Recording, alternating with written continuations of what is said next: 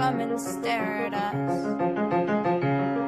Blow bubbles with their gum. Take photographs of fun. What if the relationships we struggle with as adults begin forming before we even knew what the meaning of love was? Trauma is something that has affected us for years. But why? And where does it start? Brains are wired for connection. We don't know why or where, but it sticks with you. Major child neglect investigation. A 14-year-old girl weighing just 35 pounds. Horrifying what these kids were living through. Horrific child abuse. Childhood traumas. Trauma. Traumatic experience. Suicide, the second leading cause of death for people from the ages of 5 to 24 years old in our country. I can't just sit here and do nothing. That's all I've ever done. That's all anyone in this blasted ship has ever done. Nothing.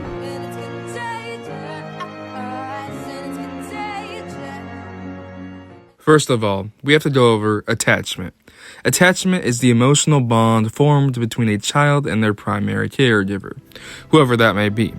It develops in the first few years of life and acts as this almost template for all future relationships. If a caregiver does their job correctly, they are emotionally and physically present and very consistent with this, then most children will develop what we call a secure attachment.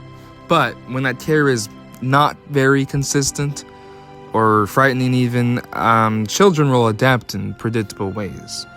These adaptations become what we call insecure attachments.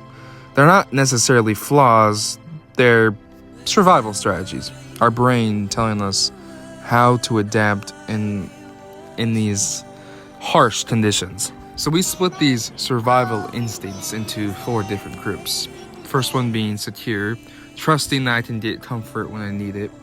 Anxious, fearing you will leave so you cling or even overgive. And then there's avoidant, I learned not to need anyone so you stay distant. Disorganized, the source of comfort was also the source of fear. So your responses are more chaotic. These patterns feel instinctive in adulthood. That's because the brain built these very early on in your brain development cycle. What even is childhood trauma, though, and how does it relate to attachment? Well, when most people hear the word trauma, they picture these catastrophic events, all right?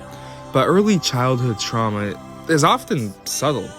It can be emotional neglect, chronic inconsistency, a caregiver who is overwhelmed themselves and may be unavailable to the child who is in need. Family chaos, yelling, screaming, even feeling unseen, unheard can make you have trauma.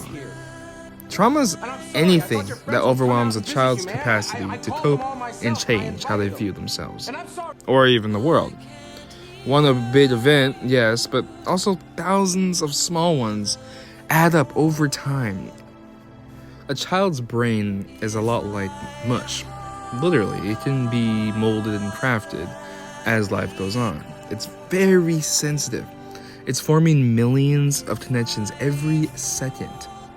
So when a child experiences something that makes them fearful, or even that's unpredictable, their stress response, aka the amygdala, goes into alert mode and becomes overreactive.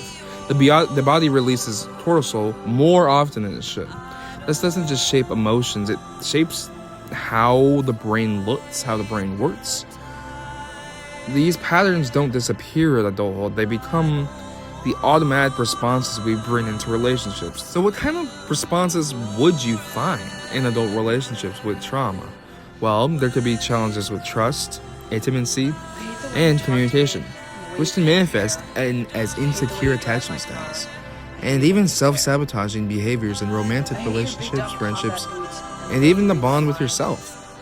It can lead to a fear of vulnerability, maybe withdraw, or become overly dependent, causing strain in existing connections and difficulty forming new ones. Another weird thing that happens with childhood trauma is a lot of people forget their childhood, but that's pretty common, especially under stress. The brain focuses on survival, over narrative memory. So, trauma often lives not in our memories, but in our reactions. How we flinch, freeze, shut down, or cling. And those don't get sent off to long-term memory because our flight or fight stage is active at the time. So, when our fight or flight stage is active, all we are worried about is surviving, or whatever the case is, flight or fright. So that alarm is just going off, and the long-term memory hippocampus is not really doing its job. So now we know what causes this rewiring of the brain, but how do we fix it? The brain is like plastic. It can rewire throughout life with safe relationships, therapy, and self-awareness. New neural pathways form, pathways of trust, calm, and connection. You can literally build a new attachment style. One popular method is called EMDR. It helps the brain process these memories that were stuck in survival mode. We don't erase the past, but we integrate it. The memory no longer feels like it's happening right this instant. But sometimes it doesn't always work. There's also somatic healing, where trauma is not just in the mind, it's in the body, it's everywhere. So we worked with the breath, muscle tension, that sense of safety. We want you to feel safe. When the body calms down, the mind can open to connection. And what's really important is connection. Have those healthy relationships. Be friends with people who are good for you. Be friends with people who won't put you down. And then there's also attachment-based therapy. In attachment therapy, we help adults experience, often for the first time, consistent, secure connection. It's never too late to learn what safe love feels like.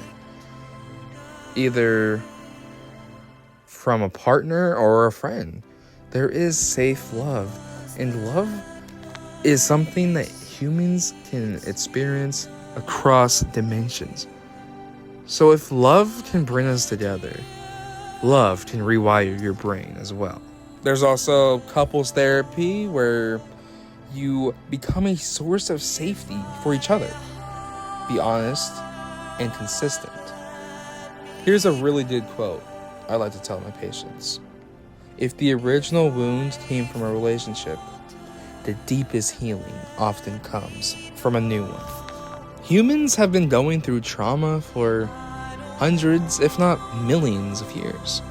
But that doesn't mean we can't fix it, or at least try to. We can rewire our brains. It is possible, but you have to want to. If your loved one has gone through something traumatic, please tell someone. To let someone know. It doesn't have to be a professional, but please talk to someone about it. It is important to talk about those things. And it is also important to remember other people have gone through similar things as you. You're not alone. You'll never be alone. There are people out there for you. I promise you that. And for me, we have a whole future ahead of us. And the things we can learn, the things we will learn.